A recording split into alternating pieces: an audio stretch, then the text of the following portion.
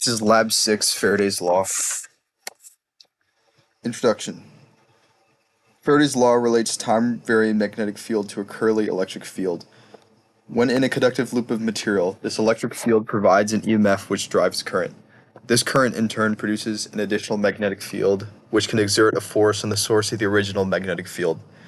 In this lab, the source of that original field is a falling bar magnet, and the induced current exists within a tube of aluminum foil. The interaction between the falling magnet and the tube of aluminum foil is going to be explored in this lab. Our overall procedure is first to collect observational data of a magnet falling through a conductive tube of aluminum foil.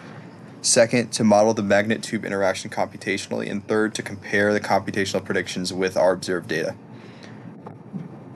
The underlying concept of this lab is Faraday's Law, which states that the induced EMF in a solenoid is equal to the negative number of turns in that solenoid times the overall flux, the flux through one of those loops, the derivative of that over time. There are four major materials we needed in this lab: a smartphone, a bar magnet, a rule of aluminum foil, and a meter stick. Here's our experiment procedure. First, use the magnetometer app to determine the north end of the bar magnet. Second, to make the recording setup. Third, to record the dipole bar magnet being dropped through the aluminum foil. 4, repeat the previous steps 5 times. And then lastly, analyze the videos to determine the average time for the magnet to fall through the aluminum. Here are results for the lab. We got pretty consistent results for each of our trials, only varying between 1.1 seconds and 1.2 seconds.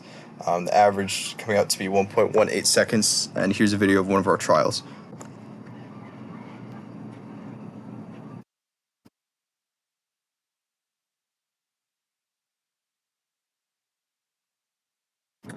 Here's our computational model.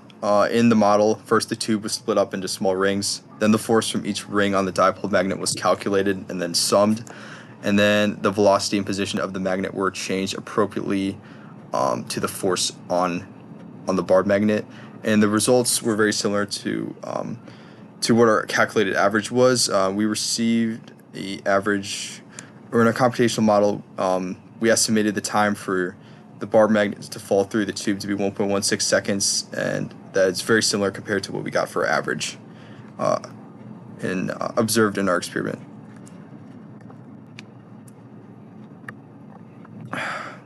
Interpreting the simulation, the magnetic moment of the bar points upwards and is moving downwards.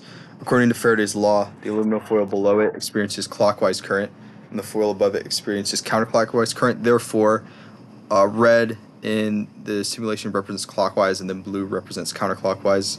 When the magnet is flipped, the behavior of current in the aluminum foil is reversed, but the magnetic movement stays the same. Computational system should be made more accurate by splitting up the ring into even smaller segments and making delta t smaller. And the shape of the velocity versus time plot tells us that the magnet initially only experiences gravity, then as it falls experiences a greater and greater magnetic force in the opposite direction until its velocity is constant, with both forces are equal and opposite. So what if the resistivity of the conductor were reduced as close as possible to 0? How would the dynamics of the falling magnet change? The magnet would not be able to fall through the tube. The tube now has 0 resistance, so when a voltage is induced within it, the resulting current is of infinite magnitude, which would prevent the magnet from traveling through the tube.